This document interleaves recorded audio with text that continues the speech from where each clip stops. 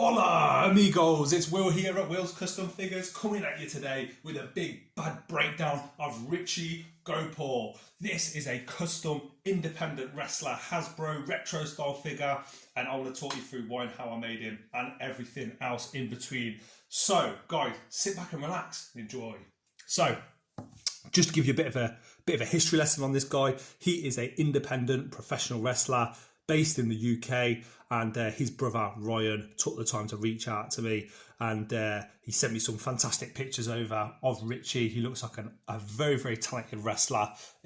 Super intense pictures that were sent over. Like, the guy looks really determined and focused and like an absolute workhorse in the ring. Obviously I've not seen the guy physically in action, but yeah, very impressive what I could see. Used to do a bit of wrestling myself, so whenever I see an independent wrestler, you know, going at it, this guy looks like a real road warrior. And really nice to get the opportunity to work on something which I'm not sure, this is a gift off his older brother.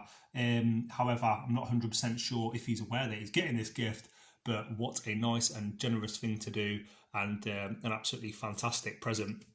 Something that not many people have. They're very an action figure, unless you get into WWE or, you know, the major leagues, you know, AEW, that kind of thing. You're never really going to get to have the chance to have your own wrestling figure. As you can see, got lots of paint on my hands. You know, just finishing this guy off now, and thought I'd film this video before sending him off. I used a Rick Martel base for this, as you may be able to tell. The guy also has a slight sort of like more olive and slightly browner skin complexion. So I use the Citadel flesh colours, which I usually use. I can't remember the exact name of it, but the Citadel paints, it's like Kiesev flesh, I think it is, something like that.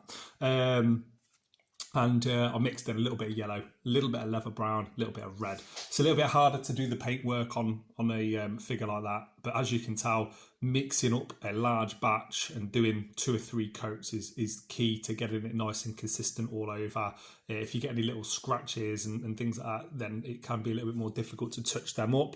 Now, I don't know if you've noticed, but with the ponytail, the guy's got really nice long hair going all the way down his back, and if I move it a little bit, you can probably see the wire mesh at the back through the ponytail. I decided, instead of just attaching the ponytail to the head and going all the way down, I wanted it to be a bit more 3D, and that's why I wanted that gap in there, make it look like it was actually separate from the head.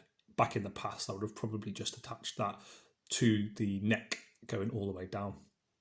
As I mentioned earlier, Rick Martel base. I've used clay on the head to capture the likeness. I'm really pleased with how it's turned out. If I do a bit of a zoom in on the face, you can see the level of detail in there. I've even done the little white dots, little glistens in the eyes, and tried to capture this guy's badassness. Refocus the camera. Tried to capture his badass attitude, and you know, also capture the details on his face. Every picture I've seen of him, if he's not wrestling, he's smiling, and I think that's his brother's favourite look.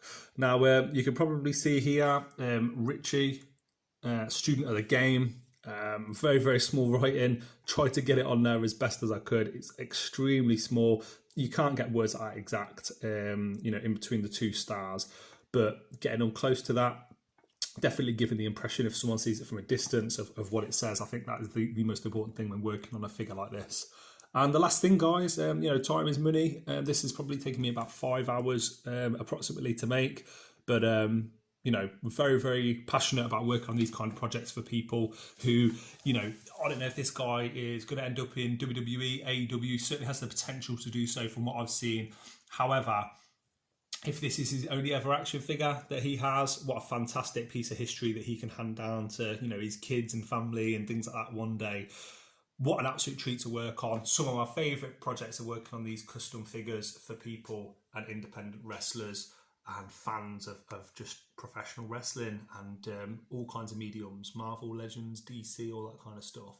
So please, guys, like, comment, subscribe. Let me know in the comment section below what you think of this finished custom retro Hasbro wrestling figure, whatever you call it.